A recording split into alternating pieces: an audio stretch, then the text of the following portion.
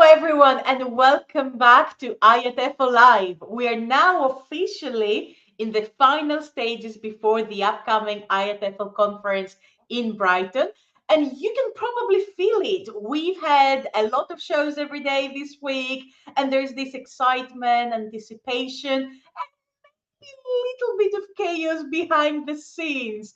And today's energy is exactly that. You should have seen this while we were getting ready for the show. Absolute chaos, because today we have a wonderful show for you. We have got two digital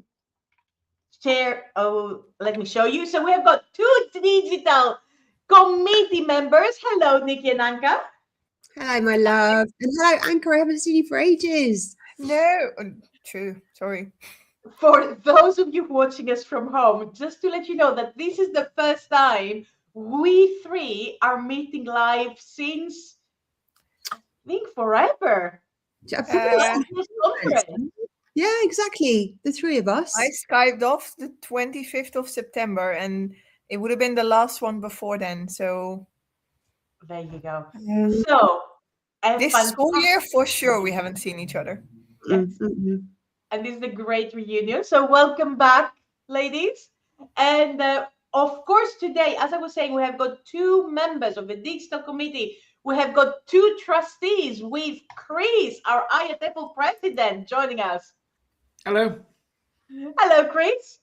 And then finally, we have got two plenary speakers. So what a show this will be. Now, of course, you're going to hear different perspectives, different voices, but all part of the same story and same preparation for the IATEFL conference this year.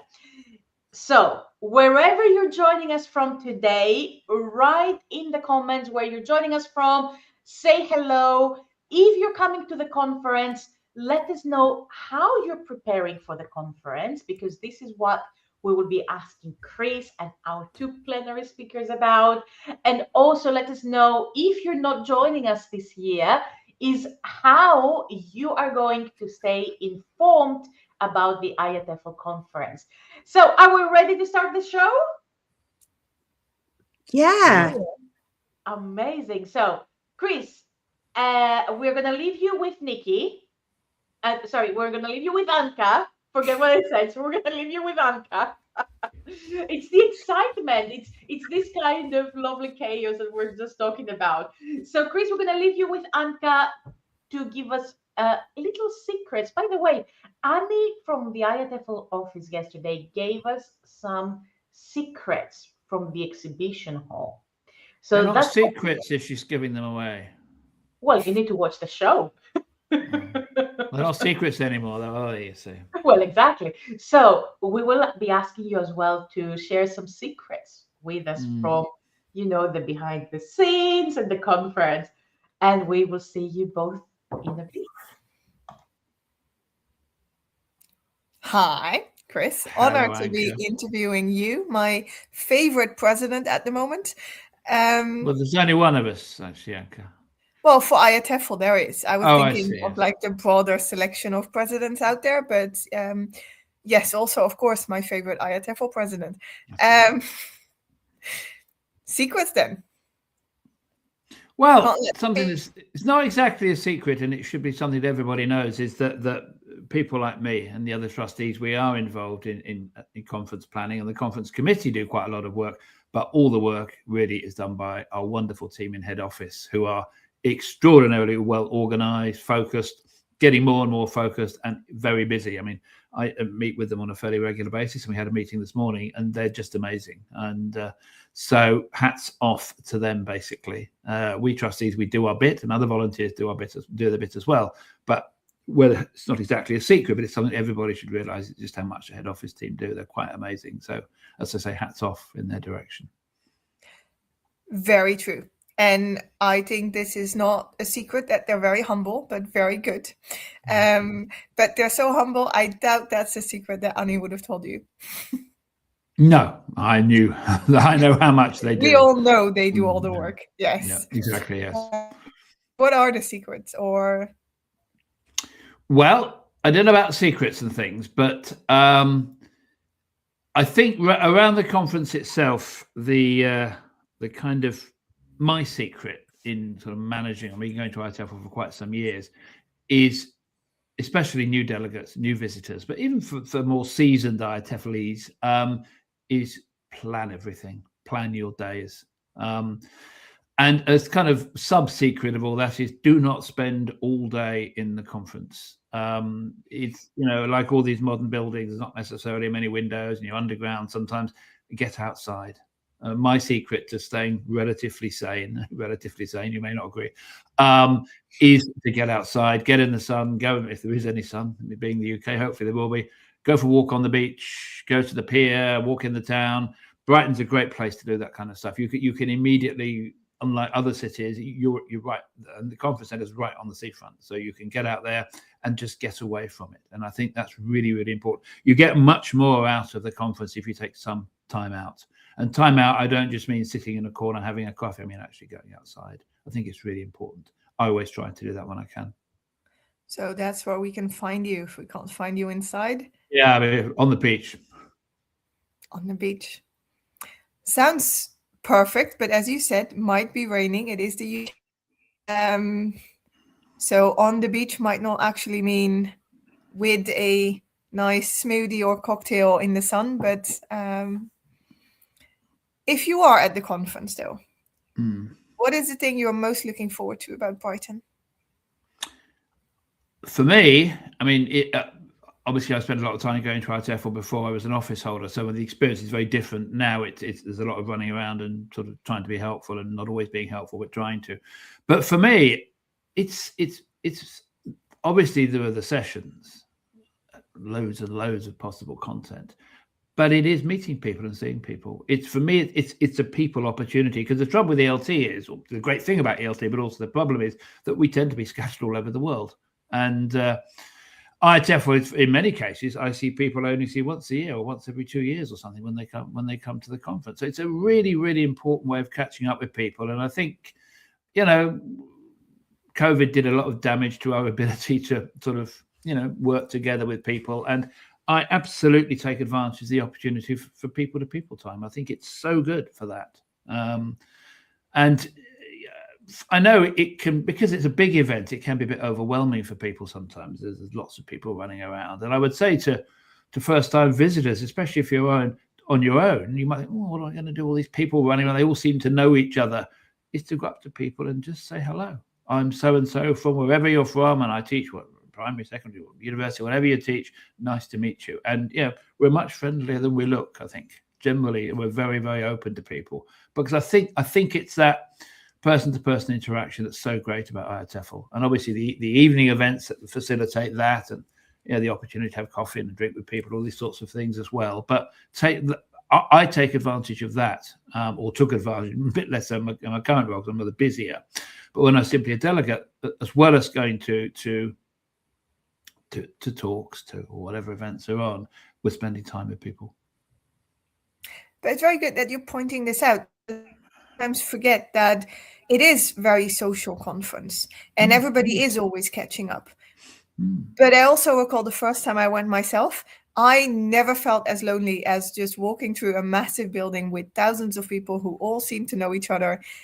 And I didn't yet, but still, as you said, didn't do the bit about going up to people. You see, if you go up and say, hello, I'm Anka, I work in a university in Holland, you see, people would talk to you, introduce yourself. I did in the end. Yes. Okay. No, I didn't just sit in a corner and cry. Like, I actually did talk to people. I met people.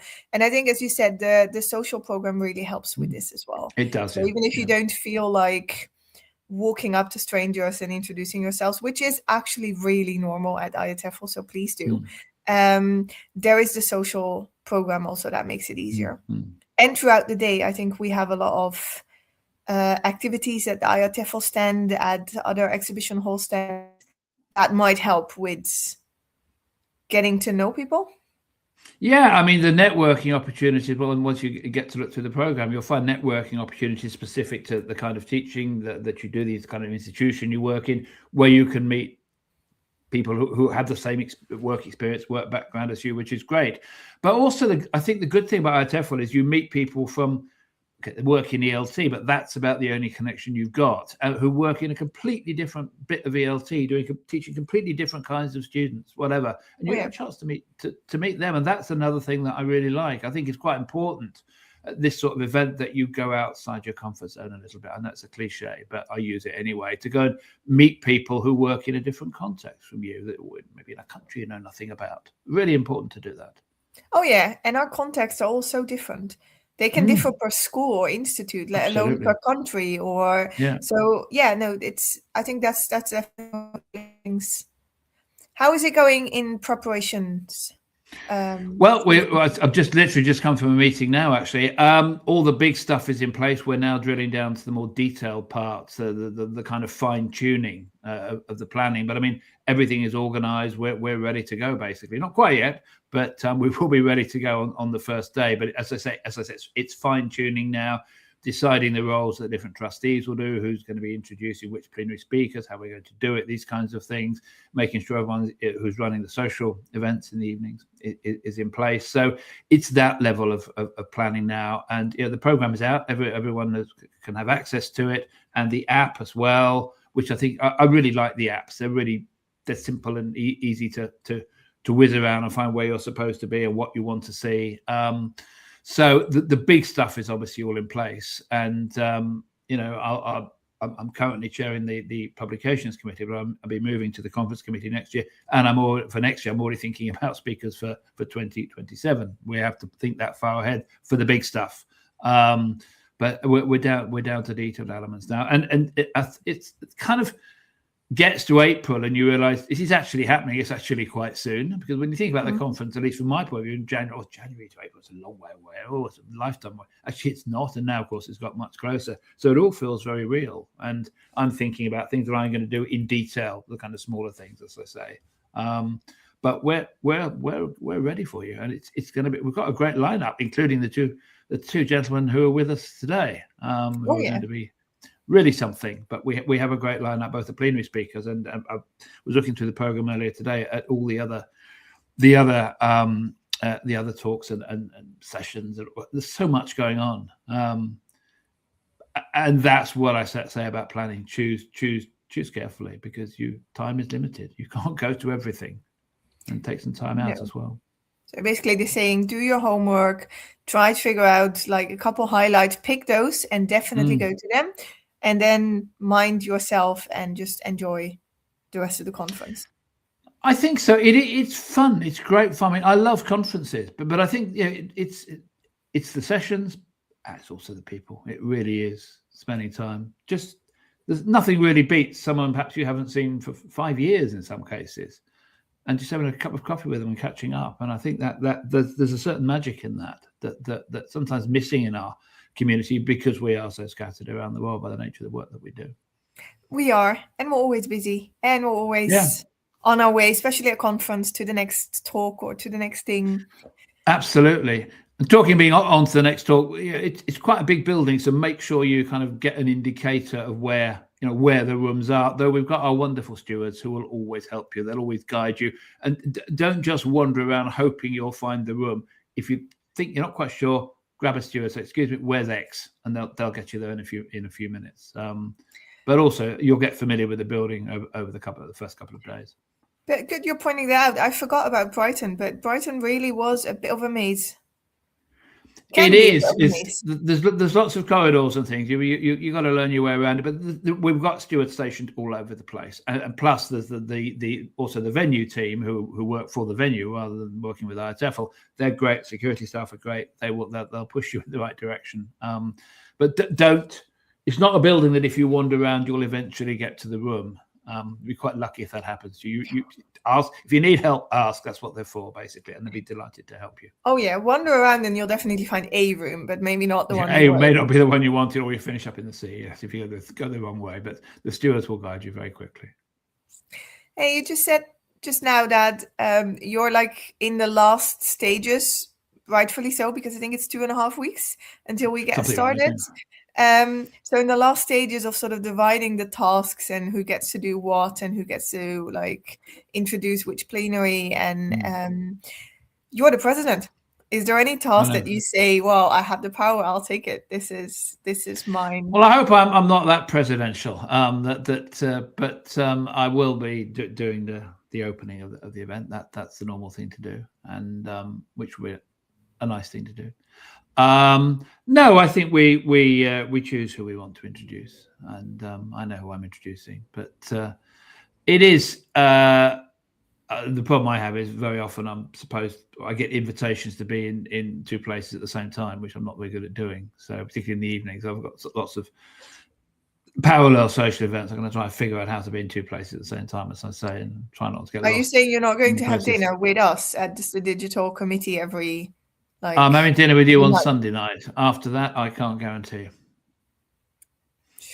I know, you're looking for disappointment. This happens. You get power and you forget your friends. Once you get the power, forget your friends. But when I'm outgoing vice president, I'll come back groveling. Don't worry, I'll have dinner with you. So. Oh, sorry. Oh, the dog situation. Yeah, I resolved the dog. Still cats.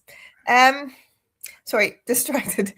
But as you said, so one of the tasks that you'll be doing is the opening of the conference. I think that's a pretty big thing to do because it does set the tone for the conference. Is there anything in particular that you want to bring to that, or? Well, I suppose for me, I think it's the things that I've sort of been saying today about taking advantage of the opportunity to meet people and exchange ideas with people, and also to go outside your comfort zone. Probably whatever your ELT background is, you could find a talk at every moment or in every time slot in the topic that you already know quite a lot about, which is fine because it may give you a chance to refine your skills or to add a little bit of information. But for me, that's great. But then something I know nothing about, I'm going to go to that because that's really interesting. So I think that's one of the things I would always say to people. If I get time, I may say that in the introduction as well. Be a bit risky. Go, I don't know anything about that, but there may be something in it for me. Okay, so your sort of homework for everybody is go through the brochure and find something that you don't know anything about. Yeah. And just that interests you, not something that you're absolutely not interested in, but where read the. It seems a kind of obvious thing to say, but read the titles. The titles are a big clue in there, like that, and something that makes you curious. Because I think CPD or learning in general is very powerful when driven by curiosity. You think, wonder what that's about. Oh, kind of something in your mind says, that looks good. I'll go to it. Even if there's something on at the same time in the field that you know about, there's this other thing, little voice is saying, go to that room. That sounds interesting. I don't know much about that, but there's something about it. Go to it. You may not get another chance. I love that. Be curious.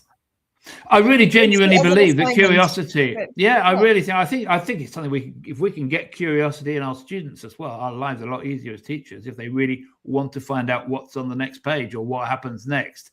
For sure. They're going to want to use the language. So, but I think it's the same for CPD. If CPD, or let's call conference CPD for want of a better word, is driven by curiosity, there's much more engagement, and the titles or the subjects or whatever of the sessions can pique that curiosity, and I think that's a good strategy. Obviously, the next question I'm going to ask you is: have you done that already? Have you looked and thought, I don't know anything about this, but now I'm curious? Yes, but unfortunately, I get very little time to go to things. I'll be lucky to go to more than about 4 sessions, I think, really, because I'll often, when I was before I became president, I would just sit down, in a session, and somebody would say, "Oh, could you come home?" Okay, bye. So because people want to talk to me, and I also like to spend time with our sponsors. The sponsors are so important to IATEFL. Without them, we couldn't do the event. So I'll spend time with them. I spend a lot of time in the exhibition area chatting to them about how it's going and what they've got coming up, what's new, what's concerning them. So I don't get much time to go to things, unfortunately. But if I do choose things, obviously go to plenaries in the morning, at the beginning of the day, and on Friday. Yeah. But beyond that, if I do find time, I will try to find something that I don't know much about, which for me is phonology. That's my weak area. So I'll run across and have a look if I get a moment. That sounds busy. So you're organizing a conference that you hardly get to enjoy. Yeah, well, I'm not organised. As I say, head office organise it. They're the ones who really don't get to do anything other than be focused on the work. But it's fun. I get to meet, like I said, I like meeting people, especially people I haven't seen for a while. And we sort of look at each other and are both thinking, oh, he's put on weight or whatever, with all these thoughts we have when we haven't seen someone for about 5 years, and then all those sorts of things. But it's great to meet people. It really is. And that, as I say, I go to quite a lot of conferences of varying sizes, and IATEFL is, okay, it's big, but it's still quite personal. You get to see people again and again and again, and you get to chat with them. We haven't lost that personal touch, and I'm very proud that we haven't, because I think that's important. Teachers need the opportunity to spend time professionally and all personally in chatting with people and catching up, I think. And we kind of facilitate that, especially, as you say, with the evening programs. Very important. Well, I do hope we get to talk to you before the conference start again. But if we don't, any last tips or words for people watching who are coming? Well, quite a few things. The earlier you can get there, for example, on Tuesday morning, to register, the less stressful time you'll have. But there can be lines. Obviously, there are quite a lot of people. Like any other event, like any other conference you'll go to, there's a little bit of queuing. The earlier you can get there, the less stressful it is. I mean, not everybody likes getting up early, but it's worth getting there quite early, I think, if you can, if you're comfortable with it. It just makes it easier. And you'll get better seats as well. So certainly that. Spend some time in the town as well. If you don't know Brighton, there's a lot. It offers a lot to do. There's some good range of restaurants. If you're with a group of people, a group of friends, it's not a bad idea to book restaurants, actually, because they do get quite busy. So you can use Open Table or one of those apps, and even do it before you travel to the UK to get a table if you're a particular restaurant you've got your eye on. Which apps? Because you're mentioning this, but it's actually quite a good tip, because a lot of people will not be coming from the UK. Which Open apps Table. Open Table. Yeah, well, it's actually an American app, but it works all over Europe here for restaurants and things. It works all over the world, I think. If there's a couple, probably it's not necessary, but for larger groups, because it's a busy town. So I would certainly suggest plan your activities, but don't forget we've got evening activities as well, evening program. So bear that in mind for times of booking restaurants around what you want to do in the evening, the quiz and all the other things. The quiz is a lot of fun. I thoroughly recommend people go to the quiz. Don't worry about your general knowledge or lack of it. That's not necessarily a barrier. If you get on a table, you'll find a huge collection of people with different areas of knowledge that surprisingly come together. So I do recommend. Spoiler, but the program doesn't say who's doing the quiz. Do we know already? We do know, yes. It's members of the conference committee. Sanya, Metin and Colin, who did it before. Yes, they're very good. Sorry, guys, I'm trying to get spoilers from our president, but I'm not getting any. Well, it's the three people from the conference committee who are that Sanya, Colin, and Metin who did it before. Were you trying to get the questions in advance, Anka, to secure the victory? Quiz. Oh yeah, for sure. Always, never managed to, but yes, but it is a lot of fun, and it's meeting people, chatting with people, and just in a very relaxed and sometimes quite boisterous atmosphere. So, but I would seriously, for the evening, if having a meal in the evening is important to you, then I would think about booking around times of our social activities, because you may struggle to get a table and spend a long time wandering the streets of Brighton, which is fine, but not if you're hungry.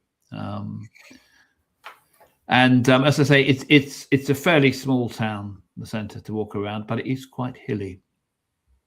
The walk up to the station is quite a hill, so bear that in mind. Very practical tips. So practical shoes, book your restaurant if you're with a group, and he said it very politely and British. Let me add some Dutch directness and just say, do come early. Because there are queues. And the queue there will be queues. But if you want to see the plenary, go for an early queue, then you can still see the plenary. Absolutely. If you're late, I mean, get that's what we say to our students. If you're late, then you're late. Yeah, exactly. And we hate sort of being bossy, but we have to be. It's about managing time and being sensible about things. I mean, if you were going to a conference, going to a concert, you wouldn't turn up late, or you might not get in to the first bit. So I think that's important as well. But, yeah, that's a good one. In that case, then we have another trustee. Maybe I can get some spoilers or secrets from you. She knows nothing. We don't tell her anything. It's all keep it all from you her. hide everything from me. Oh, everything, yeah, everything. No, I just want to say thank you, Chris, for joining us today. You're Now, welcome. before you go, I know that Brighton is our sustainability place. What makes it this way? Well, I mean, it's a physical location, basically. If you're coming from Europe, largely Northern Europe, you can get to Brighton by train relatively easily. You can get the Eurostar from Paris or from Brussels or from Amsterdam. It's running again from Amsterdam, isn't it? I think, yes. Up to London, and then from St Pancras Station, which is the same station the Eurostar comes into, you can get to Brighton in an hour. So it is doable over land relatively easily. If you are flying, Gatwick Airport is half an hour away, and on the train, simple, straightforward journey. And Gatwick is a big international airport, second airport in the UK. So you've got lots of direct flights. So there's less need to have two flights to get from one place to Gatwick. There's direct flights to all over the place. Heathrow Airport's a little bit more complicated, but not that much more. Brighton is really very accessible. And the city itself is a very green-focused city in terms of the local politics and the way that they run things. So it is probably the most sustainable location that we have, largely because of its geography. It's more accessible to the rest of the world, whereas other places there may be two flights, or excuse me, getting a train from Europe is more difficult. Trains are sadly still expensive, but they're getting cheaper. So that's why, and that's why this is our cluster of three. We're in Brighton obviously this year, and then the year after next we're back in Brighton for the end of the three sessions in Brighton. And one last question for me, Chris. What do you think is different this year at the conference in comparison to the previous? That's a good question. I didn't know you were going to ask me. What's different? Well, I mean, obviously, there will be very different plenary talks. That's kind of obvious. But the thing that maybe a lot of people don't know is that a large percentage of our conference delegates, it's their first time. They're different people. We get a lot of first timers, which is great. We get new people coming to the conference who perhaps never been before. And I think that's the excitement, that there are people that you haven't met before. The old faithful, the friends that you see every year at IATEFL is great, but chat to them. And we get lots of delegations, ministerial delegations, for example, to the British Council. So you get people from countries that may not, because of their economic circumstance, may not ordinarily or be able to come in at any significant numbers to the conference. And that's nice to see as well, I think. So it's new people. We've got some new sponsors. In terms of exhibition, so and all the publishers and the assessment people and the course providers will have something new that they'll be very keen to share with you. So there's lots of new stuff, and it might not rain this year, which will also be new, but that's the one I'm not prepared to guarantee. But we can do. What's the opposite of a rain dance? An anti-rain dance. We do an anti-rain dance on Sunday night and make sure it doesn't happen on Tuesday morning. Absolutely. Now, Chris, you're a regular in our studio, so we hope to see you in our studio on Tuesday, the first day of the conference. I thought you meant Tuesday next week. Yeah, absolutely. Yeah, I'll be, of course I will. Yes. Yeah. So we hope to see you in the studio just to come. Well, you normally have biscuits. We will again this year. You gather a bit, otherwise I won't be there. But if I'll come for the biscuits, we can confirm. Snacks and the biscuits and the biscuits and the company. I'll be there. Amazing. You're usually quite chirpy unless there are tech problems, and then I'll just concentrate on the biscuits while you try and sort them out. But brilliant. Thank you so much, Chris. And thank you for inviting me. I'm going to hang around and listen to these two fellows who are coming up next. Brilliant. Thank you so much. So we are just going to watch our Brighton promo, and then we have got our two plenary speakers. Let's go.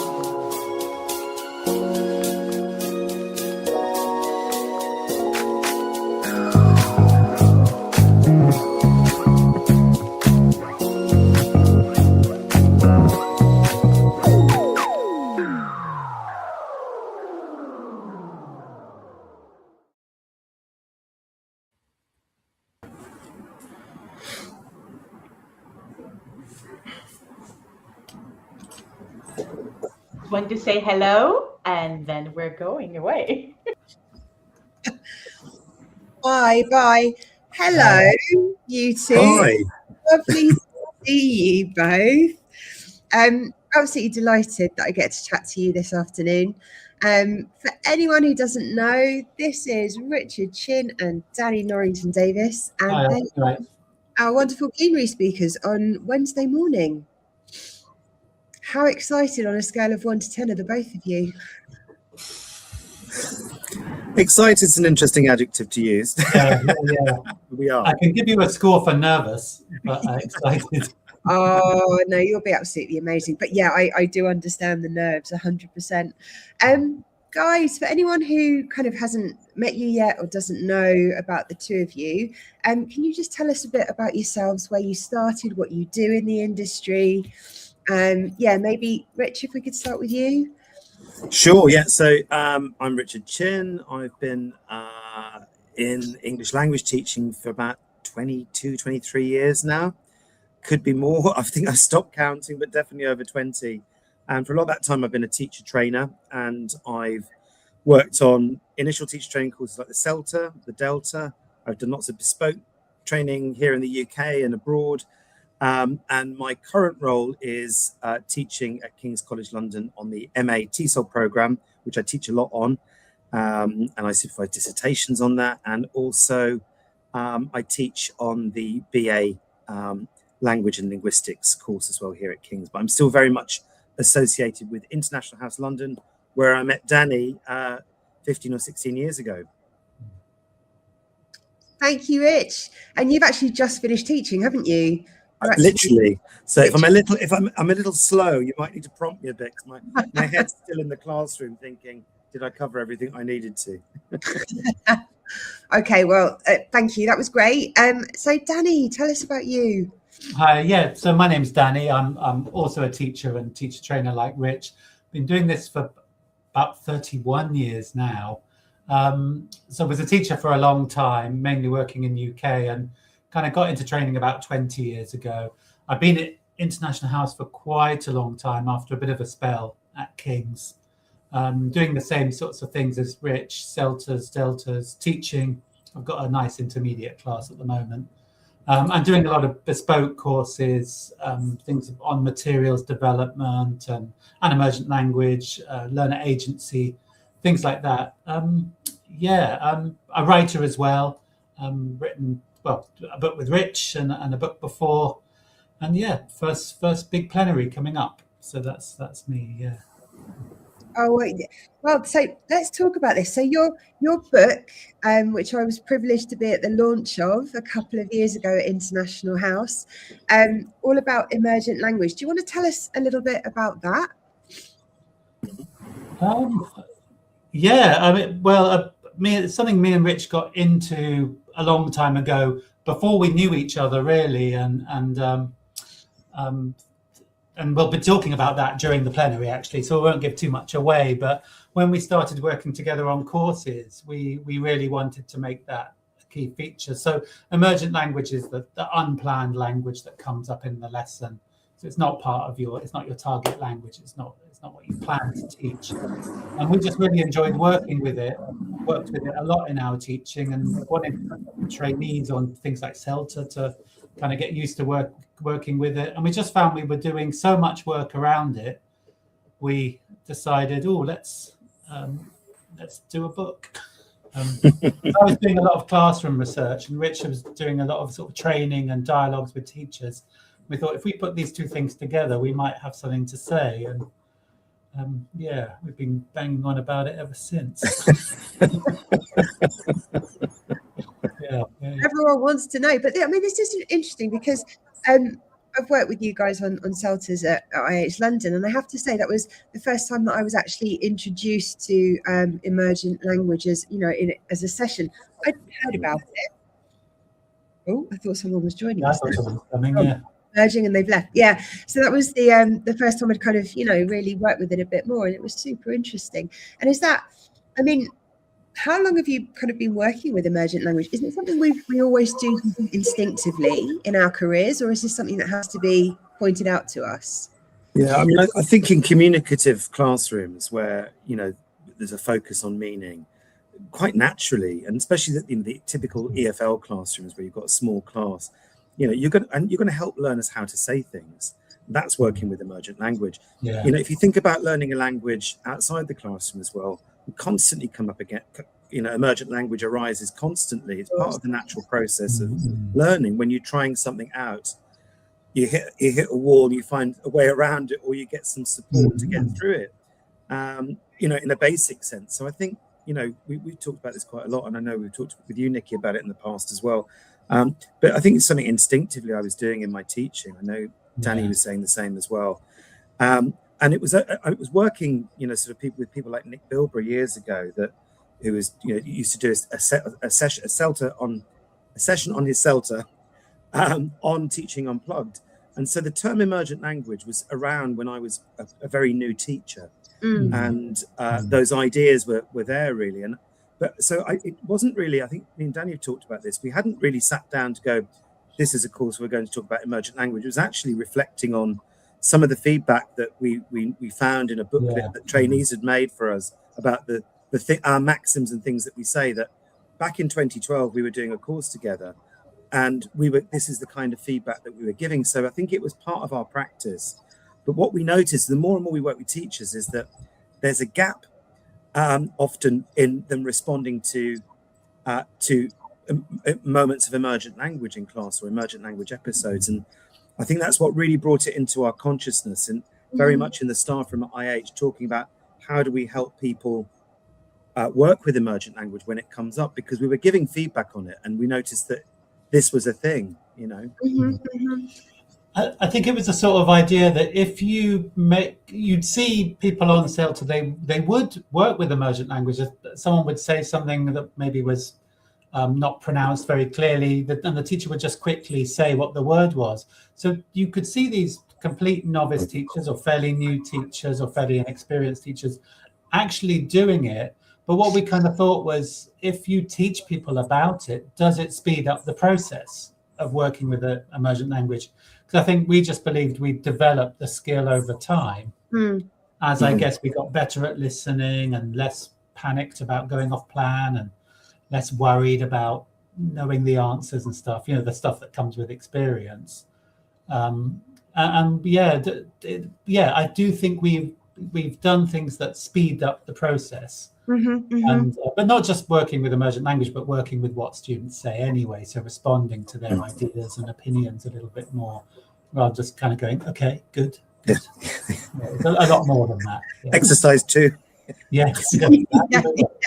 Absolutely. But I mean, do you think it depends maybe on the type of teacher or your experience, or whether or not you're a native speaker of a language other than English, as to how easily you can work with emergent language? I'm kind of basing it on my context, where I kind of think my pre-service check teachers might not have the confidence to say, oh my goodness, I haven't planned this, I don't know if I want to go there. I don't know if you found that, or I think the context matters. If you've got a syllabus and quite a tight syllabus to work towards. So some of the work I used to do in Turkey, you'd get students saying, is this in the test? And like, well, okay, right. That's the biggest barrier. I think confidence is also a barrier. But for me, the native speaker argument doesn't fit, because I think very often if you've been an English language learner yourself, or you're bilingual and you've spent time in language classrooms, you kind of know what the student needs better. So I think there's more instinct there of thinking, okay, you're trying to say this, I know this is what I would have wanted when I was that level, kind of thing. I think sometimes newer teachers who are native speakers, they kind of just go a bit crazy. We always do that anecdote, don't we, Rich, about this teacher, native speaker teacher, and a student says, oh, I'm very tired, I didn't sleep last night. And they're like, oh, you were tossing and turning and you couldn't sleep a wink. And I think you've got no idea what that poor student did last night. You know, why didn't they? You know, you're just sort of going mad with idioms kind of thing. So yeah, I don't. We've been asked that question a lot, and because we speak to a lot of teachers as well, we've got loads of teachers who speak all sorts of languages and work in all sorts of contexts, and they talk about their confidence and how they got into it. And so I don't think it matters. That part of it matters. Just to add to that, what it comes down to really is, you know, any teacher, whether English is your first language or not, and then as Danny said, we don't believe that's important. You can only help the learners where you are at developmentally anyway. You know, and if I think back to, we've been reflecting on our own work with emergent language, and I think it has changed the more that we've learned about it. And I think my approach in class would be different now to what it was, you know, sort of 20 years ago. And maybe I was that kind of teacher who threw up those idioms, you know, that were not that helpful. Yeah. I think also if you share the language, then you can use the L1 to work with emergent language. So I mean that makes it easier too. So yeah. 100%. And it's quite nice actually, isn't it, to kind of see the re-emergence of L1 in the classroom and it not being so demonized as potentially it was.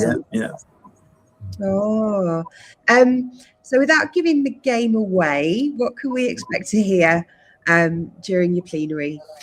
Can you give us a teaser, a taster? We're going to start off, we're going to tell everyone what it is. I think that's quite important. And then we're going to sort of say how we got into it, where our inspiration came from. Rich is then probably going to take over for the next bit, aren't you? That's the sort of... So yeah, we're going to look at some of the research we've been doing into the grounds for why it's important to work with emergent language, and we'll give a solid base for that. And what we've done, as it says in our blurb for our talk, is we wanted to look at the term emergent language because it's something that's settled into the discourse in our community. And what we've done is to reach out to lots of teachers that work with emergent language in different contexts. And we've got them to share their reflections, which we won't be giving away today, but we'll be sharing their reflections in the talk. And that's the kind of the main thing that we're going to explore, really. And then we'll share at the end, Danny, some tips, some things like that. But I think the bulk of the talk is really going to be sharing what these teachers have said, because it's, you know, we've been working on this for so long, and suddenly in the last sort of 6-7 weeks, we're really reconceptualizing a lot of it because of what teachers have said, and some of it has been quite impactful for us. Wow. Yeah, this is the pitch basically. Yeah, I mean, it has, hasn't it, Rich? It's kind of like almost where, I wish I'd known that when we were writing, because that would have been a lovely thing to say. And we talked about this quite a bit. It's been a real journey, and it's like, and I think the point we want to get across in this talk, it's like, you know, this is our journey, but there's still a lot more to learn, and it's over to the audience. Really, we're going to invite, you know, the audience to think about some of the issues that we talk about, and for them to consider what it means to them as well, taking that forward. That's really lovely. Teachers doing some amazing things, some really interesting things. Well, I think it's also, you're creating like a really lovely safe space, because you're bringing in what everybody's doing. So you might not necessarily feel like, oh gosh, you guys know what you're doing, and you know, I'm potentially doing it wrong and I don't know. And by bringing in everyone else's story as well, it's a really kind of safe and sharing environment. One of the teachers doesn't even describe, well, I mean, maybe I shouldn't use the word, she doesn't describe herself as a teacher. She says, I'm not a teacher, I'm not trained, and yet she's doing these really interesting things. And you just think that's you, that's Oh, that's fabulous.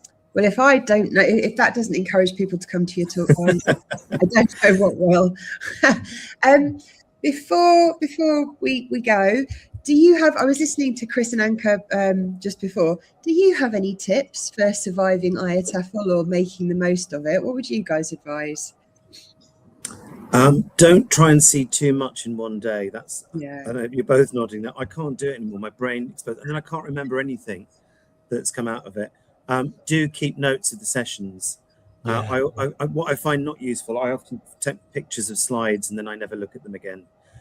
So make useful notes if you're going to do that. If you're going to make notes, find a system that works for you, and don't try and overload yourself. But and also save plenty of time to talk to people. There's so many friendly people there, and if you're feeling a bit nervous about you don't know anyone, to go to the stands and talk to people, hang around the stands a little bit, and you'll get to know people. You'll have lots of friends by the end of the week, and everyone's there for a common reason. And that's what we're all there to share.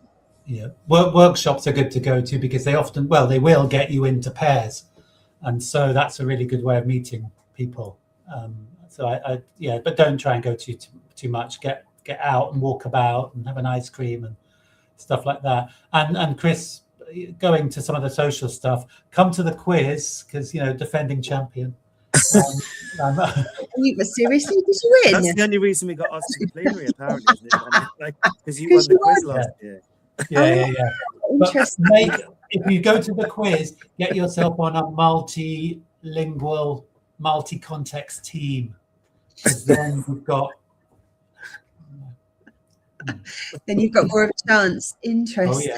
Oh, yeah. Okay. I mean, solid tips. Definitely less is more. IATEFL is amazing, but it's so easy to get tired very, very quickly. So okay, that's great advice. Guys, thank you so much for talking to us today. Can't wait for the plenary. Good luck with the nerves, and you will be absolutely.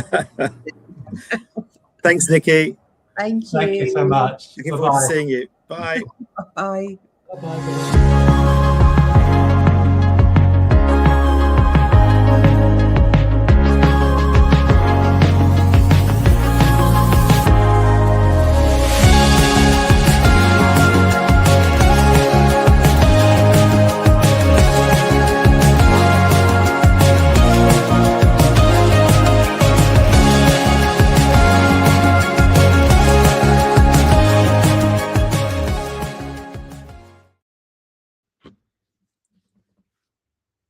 Oh, my love, I can't hear you.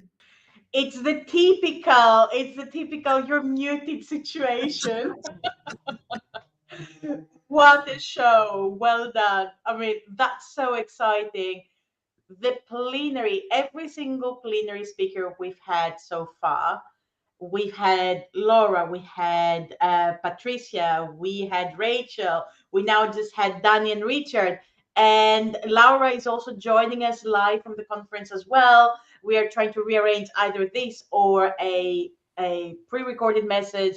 So it is so exciting to hear from the plenary speakers. I'm so looking forward to the sessions. It's great. It is. It's an incredible lineup.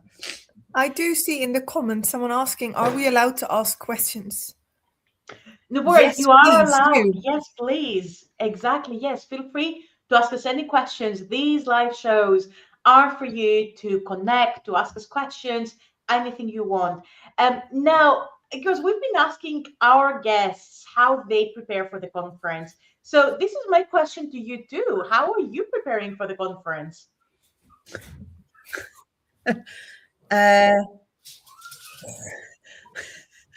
Preparing. I don't think I'm necessarily preparing for it, but I know what to do when I'm there. I know that we need a lot of chocolate, a lot of coffee, A lot of biscuits. Yeah, a lot of biscuits. And that, I think that's how we get through. So yeah, I'm just kind of like planning on the snack for each day really for us. Yeah. I always, especially in these last sort of weeks before the conference, get lost in silly preparations. You know, I got like a scarf that matches my sweatshirt, as if that's really important. Throughout the year, though, I'm thinking about like, what can we do, the sessions, content, and I have really like intelligent preparations. But how I'm preparing, don't. Then it's scarves and biscuits and. Well, that's useful to be honest. Exactly. What about you? I think I have started making lists list of things I'll take with me, list of the snacks we will need at the studio, list of the equipment we will need, also lists of the people we will see. So all of the different lists, but how many of these I will be ticking off, I don't know.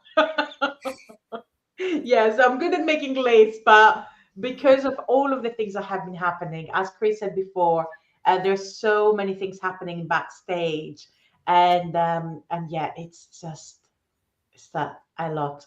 But when we're there, we know what we're doing, and we are just all systems go.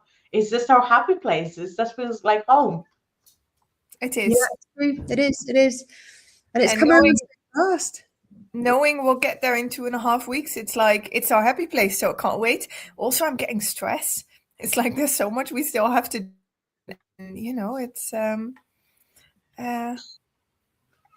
interesting. Absolutely, yes. Now I'm going to invite Chris back in just to say goodbye to him and then close the show altogether. Hello again, Chris. Hello. Can I ask you a question, Georgia? Yes, please. How do you manage to get your photograph on the front cover of the program? Sorry, come again. My what? How do you manage to get your picture on the front cover of the program? What? Have you not seen it? It's you standing up there. Really? Well, I don't know. have Did you have to pay? Did you have to pay somebody? How does it work? Because just give an experience. Well, what can we say? We are influencers in this committee. We are the public face. You're going quite berserk in the picture, actually. It's worth seeing. But you must have. Wow. Anyway, have a look. So I think it's you. I need to go and see the program now. No, I think you should. Anyway, that's my new question. Brilliant. So, Chris, what is on your list of things to prepare for Brighton? What is the first one that you're going to tick off? For me, it's practical, logistical stuff because I'm quite badly organized. So it's sort of knowing where I need to be, when, and with who for the week. I mean, head office are wonderful. They give us a kind of schedule telling us where we're supposed to be.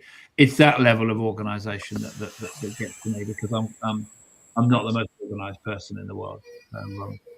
A little bit of behind the scenes from today's meeting that we had before is that we were even given times when we need to be, Wednesday at 10:30, be at that place. So it is so well organized. So well done.